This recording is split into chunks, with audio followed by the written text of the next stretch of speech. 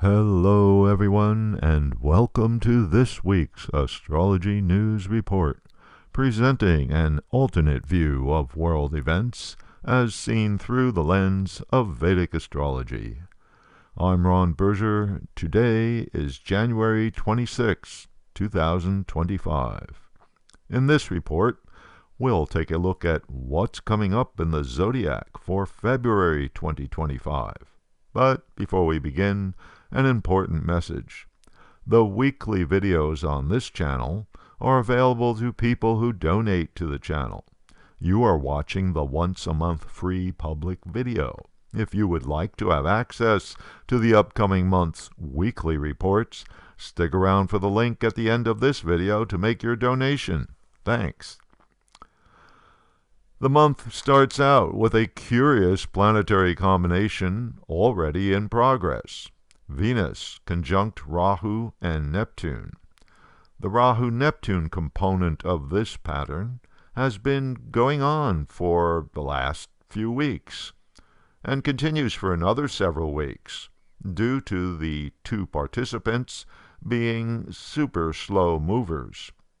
Both Rahu and Neptune are generally malefic in character. In other words, they can both cause problems. Venus entered the picture when it changed signs on January 27th, and immediately Venus combines forces with Rahu and Neptune. Venus is the planet of romance, art, entertainment, advice, agreement, and finance. Both Rahu and Neptune signify deception and can cause confusion. Rahu because it is an eclipse point, Neptune because it is the planet of the irrational. So, Venus significations tend to suffer from this combination.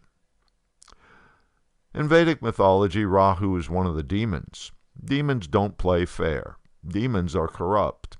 So, the combination of Venus and Rahu will tend to cause corruption or distortion to Venus's values. Demons also have great ambition. Demons get obsessed. The results can vary from strange romantic infatuations to an obsession with value, such as in the financial sector. The exact conjunction is on January 31st, but there will continue to be effects during the first week of February until Venus gets several degrees past Rahu and Neptune.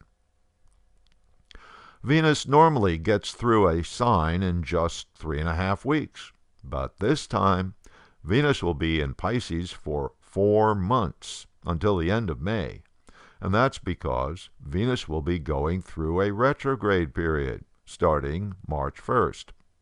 I'll have a lot more to say about that when we get to March.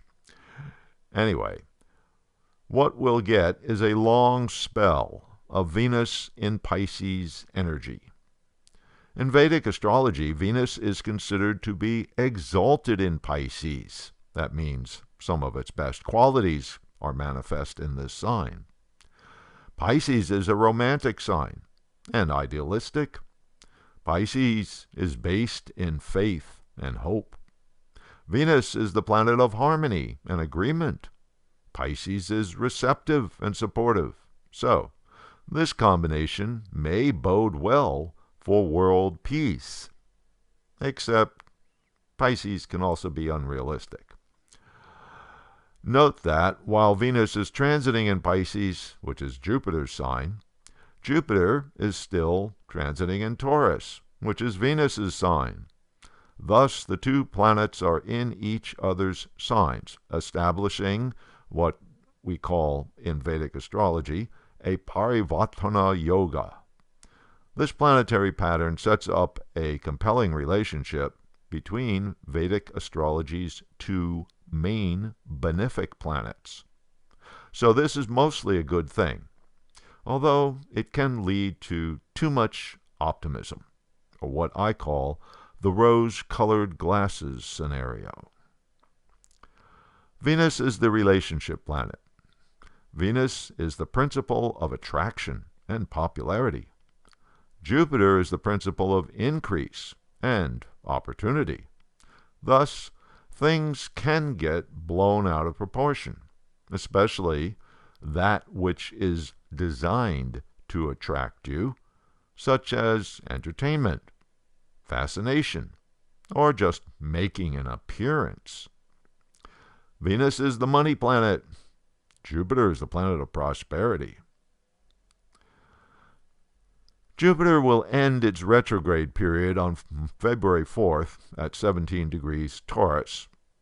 After 4 months moving backwards in sidereal Taurus, the planet of increase, prosperity, truth, law, and wisdom will slowly get back to normal forward motion, and its significations will gradually return to normal, or sort of.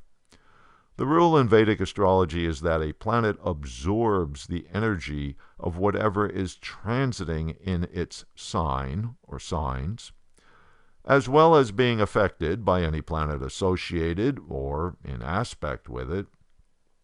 In the case of Jupiter, during February, it is absorbing the energy of Rahu, Neptune, and Venus, which are transiting in its sign, Pisces.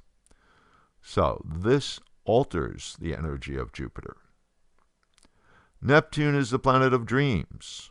Neptune is, on the one hand, idealistic, and on the other hand, Neptune is unrealistic. Neptune represents some negative qualities like suspicion, deception, and confusion. Rahu represents the energy of the demon, ambitious, obsessed, crafty, and corrupt. Rahu's obsession can even manifest as urgency. Rahu also has transformative and innovative qualities, so it's not all bad. Anyway, Jupiter is absorbing both of the energies of these planets and has been for, well, months now. And add to this the energy of Venus, which recently moved into Pisces and is a more benefic contribution to Jupiter and to Rahu and Neptune as well. In any case, Jupiter is absorbing all of this, and so we can't count on Jupiter to behave totally normally even after its retrograde is over. Another planet will also be ending its retrograde period this month, Mars. The planet of action, force, aggression, haste, and impatience has been going backwards in the zodiac since December 6th. Mars doesn't like being retrograde. The planet of moving things forward is being held back from normal forward motion. The result is a lot of frustration, pressure, and things don't move forward too well. On January 20th, retrograde Mars backed into sidereal Gemini, and on February 23rd, Mars will end its retrograde period at 22 degrees Gemini.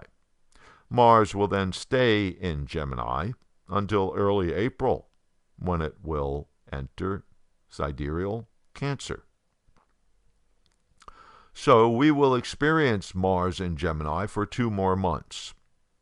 The first 3 weeks of that transit will be Mars still retrograde, and the remainder of the 2 months will be with Mars getting back to normal forward motion in Gemini. Well, Gemini is not a good sign for Mars. Gemini is an intellectual sign, a sign that loves facts and information. Gemini is about communication. It's about messaging.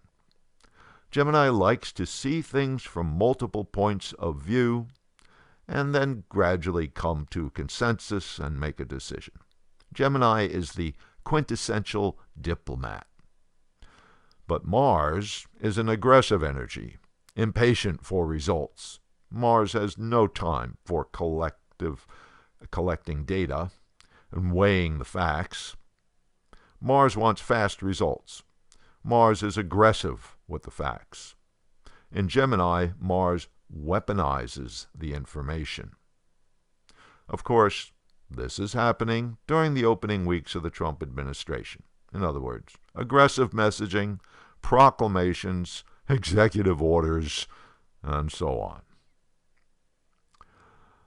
Okay, there's a brief look at planetary patterns for February 2025, and here's a description of what's coming up in February's weekly videos. February 2nd, an analysis for Jupiter's transit after its retrograde ends. February 9th, planetary patterns manifesting as world events and politics. February 16th, an analysis for Mars's transit after its retrograde ends. And February 23rd, a preview of planetary patterns for March 2025. You'll not want to miss out on all of these great upcoming videos, so if you would like to have access to February's weekly reports, donate $20 by clicking or touching the donation card you see at the end of this video, which will take you to the donation page. And if $20 for a month is too much for you, you can donate $10. The link to each week's report will be sent to you via your email. Here's the link. Just click or touch the card, which will take you to the donation page. And if the card does not appear or doesn't work, you can find the link in the comment section below. Thank you. And until next week.